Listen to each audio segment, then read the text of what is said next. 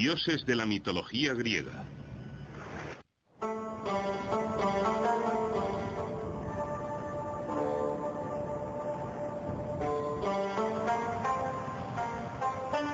Las historias de los dioses y diosas de la antigua Grecia son eternas. Aún inciden en nosotros.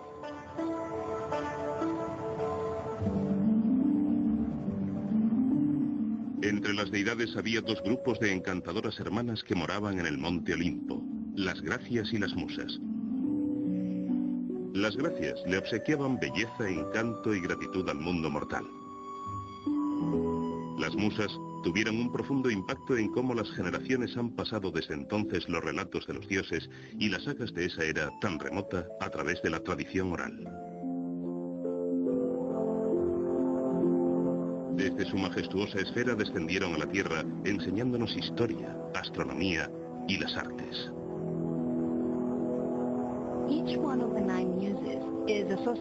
Cada una de las 9 musas está vinculada a un tema concreto, normalmente relacionado con las artes y las ciencias. Por ejemplo, Clio, la proclamadora, es la que está vinculada a la poesía épica y es la musa de la historia. Ahora las musas son muy conocidas porque tenemos palabras como museo, naciente de las musas, que se encuentran en los idiomas contemporáneos y, por supuesto, en el griego. Las historias griegas tratan de aquellas cosas que la gente considera importantes. No habrían persistido de no ser así. Si las historias van a perdurar y ser vueltas a contar durante varios miles de años, tiene que haber algo en ellas que tenga sentido para las personas que las escuchan durante generaciones. Las pruebas de lo divino estaban por todas partes. Para los griegos, los dioses eran tan reales como los campos que labraban y las familias que criaban. El número de pequeñas ermitas que estaban alrededor de la ciudad, el número de sitios dedicados a los dioses y los grandes santuarios, hablan de unas creencias bastante fuertes. La vida era considerada algo bastante precario y era preciso hacer todo lo posible para que aquellos poderes que regían el mundo estuvieran de tu lado para estar a salvo. Durante toda la vida y de estación en estación, cada fase de la vida humana estaba ligada a los dioses.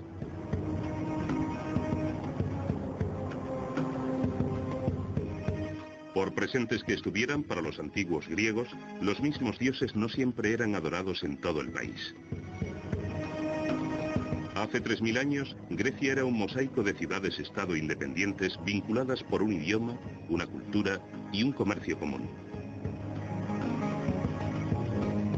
Pero mientras que las deidades principales como Zeus, Prometeo y Deméter eran adoradas en las más de 700 diversas ciudades-estado, cada pueblo y aldea reivindicaba su propio dios.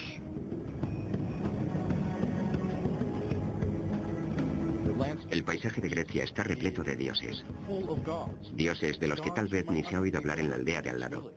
Cada arroyo, cada manantial de agua dulce. Algo que es de agradecer en el seco clima griego. Tiene su propia divinidad. Las colinas separaban unas aldeas de otras y a unos grupos de otros. Así que eso fomentó que cada aldea tuviera su dios favorito y sus propios héroes predilectos. Y creo que el trazado natural del país fue muy importante para la formación de sus mitos y su religión. Los dioses eran muchos, así como sus funciones.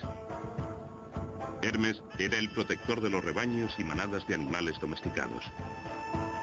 Era la diosa del matrimonio, así como de la maternidad. Eros imperaba sobre los asuntos del amor. Hefesto era el dios del fuego y los volcanes. Poseidón gobernaba el mar. Estaba Pan, mitad humano y mitad cabra. Se le reconocía como el dios de los pastores. Y estaba Artemisa, protectora de la naturaleza y de los jóvenes. Artemisa está relacionada con la naturaleza nueva y en flor, con las crías de animales. Pero Artemisa también está vinculada a la iniciación de las jóvenes. Así que hay un continuo en el pensamiento griego entre lo que pasa en el mundo natural y en lo que podríamos identificar como una esfera social humana muy distinta. Para el pensamiento mitológico griego, todo forma parte de un mismo fenómeno. Y por eso Artemisa puede ser la cazadora, la que está vinculada a la naturaleza, pero también la que doma a las jóvenes. De todas las deidades que influyeron en la vida humana, Deméter era la más importante. Festejada una vez cada 5 años, era la diosa del maíz y las cosechas. Los griegos observaron y convivieron con su paisaje durante muchísimo tiempo y elaboraron historias al contemplar la naturaleza y vivir con ella, y el culto a una especie de diosa de la tierra que protegía la tierra y se ocupaba del buen estado de las cosechas o se las negaba a los hombres si no se portaban bien. Todo eso formaba parte de la visión de los griegos del ciclo de la naturaleza. La relación entre el hombre y lo divino no era sencilla.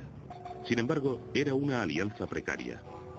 Aunque los dioses eran poderosos e inmortales, no estaban por encima del cuestionamiento de los humanos. Los antiguos griegos criticaban a menudo el comportamiento inmoral de los dioses.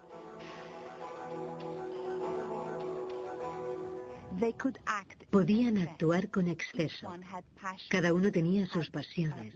Cometían errores, pero los mortales tenían que respetar sus propios límites. Esta es la diferencia principal entre dioses y mortales. Los dioses podían hacer lo que quisieran, actuar a su antojo. Los mortales tenían que abstenerse de los excesos. Los dioses y diosas griegos son vertientes de lo que sobrevendría con una pasión mortal. ¿De qué podría pasarle a los mortales si rebasaban los límites? Podríamos pensar en la crítica a los dioses como una especie de blasfemia, pero en realidad lo que hace es reforzar la idea de que los dioses sí existen. Y yo creo que lo que en realidad se criticaba era la actitud de otros griegos hacia los dioses. Algo que nos resulta muy difícil de comprender es que los griegos jugaban con sus conceptos de los dioses. Superiores a los humanos sobre los que ejercían su dominio, los dioses no obstante estaban sometidos a las mismas pasiones, fallos y debilidades que los mortales. Conocían el amor, la desesperación y la tragedia. Adoptaban figuras humanas y eran vulnerables a las heridas y a las enfermedades. Pero a diferencia de las personas, sanaban rápidamente. Por supuesto que no eran meros humanos. Eran distintos a los humanos en muchos sentidos. En primer lugar, ellos obviamente nunca morían. En segundo lugar, poseían poderes increíbles, fuerza y conocimientos. Pero el motivo por el que adoptan forma humana es que los griegos estaban sumamente orgullosos de esa forma. Los griegos valoraban tanto la perfección de la inteligencia y el físico humano que no podían imaginar una forma más perfecta que atribuirle a sus dioses. Esta idea de que los dioses son humanos y algo más parece haber respondido a una profunda necesidad de los griegos. Es una especie de fantasía, la de superar todas las flaquezas que nos hacen ser lo que somos.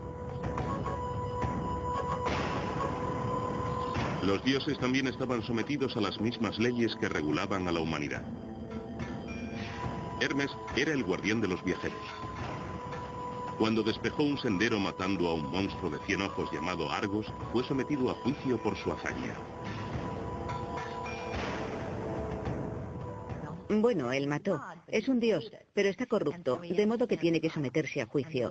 Y la forma en la que los dioses emitieron su voto fue poniéndole una piedra en el pie, lo que formó una pilastra de piedra que se llama Herma. Aunque los dioses no eran perfectos, no eran poderes con los que se podía jugar.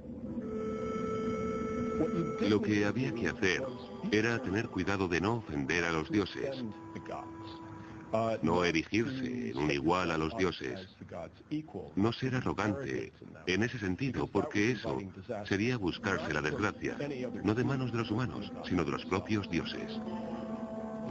Tenemos la historia de Sélminos, que se hizo llevar en un carro golpeando escudos u otro instrumento que hacía ruido, diciendo que era Zeus, e intentando imitar el trueno del dios, y fue despachado inmediatamente con un rayo.